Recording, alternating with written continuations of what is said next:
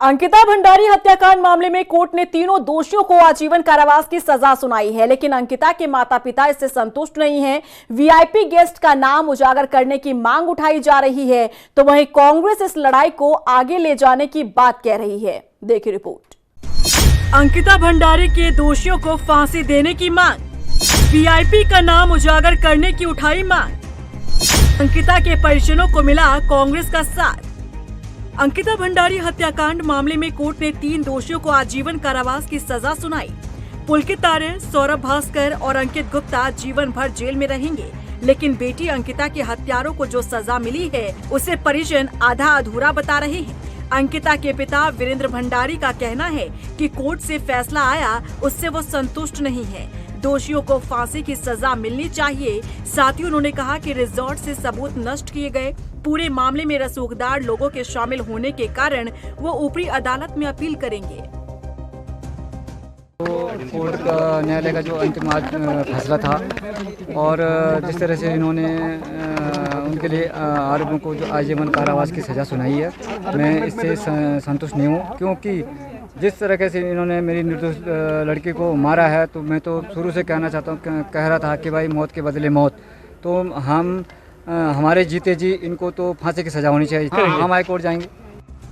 वहीं कांग्रेस प्रदेश अध्यक्ष करण माहरा ने अंकिता भंडारी हत्याकांड में न्यायालय द्वारा तीनों आरोपियों को आजीवन कारावास की सजा सुनाए जाने के फैसले का स्वागत किया है। उन्होंने कहा कि ये निर्णय न्याय की दिशा में एक महत्वपूर्ण कदम है। साथ ही उन्होंने कहा कि न्यायालय ने दोषियों को सजा दी है, लेकिन ये पूरा न्याय नहीं है। अंकिता भंडारी मर्डर केस में जज साहब ने फैसला दिया और 3 दोषियों को उम्र कैद की सजा दी है। हम उनके इस फैसले का स्वागत करते हैं, लेकिन एक बात जरूर है कि कोर्ट अपना फैसला सबूतों के आधार पर करती है।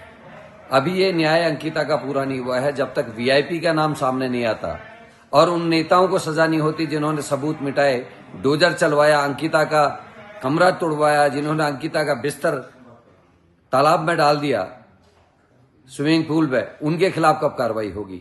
वो पुलिस के अधिकारी जिसने कमरे को वीआईपी बताया, उसके खिलाफ जब तक कार्रवाई नहीं होती, उस विधायक और उस बड़े नेता के खिलाफ जब तक कार्रवाई नहीं होती जिसने पूरे सबूत मिटाने का काम किया, डोजर चलवाया, आग लगवाई, और आग एक बार नहीं 17 दिन के बाद दोबारा आग लगी है, तो हम अंकिता के न्याय को आज अधूरा न्याय मानते हैं। प्रकृति को अपना न्याय करना होगा। वो वीआईपी जिसके लिए अंकिता की ये दशा की गई, उसका नाम सबके सामने आना बहुत आवश्यक है।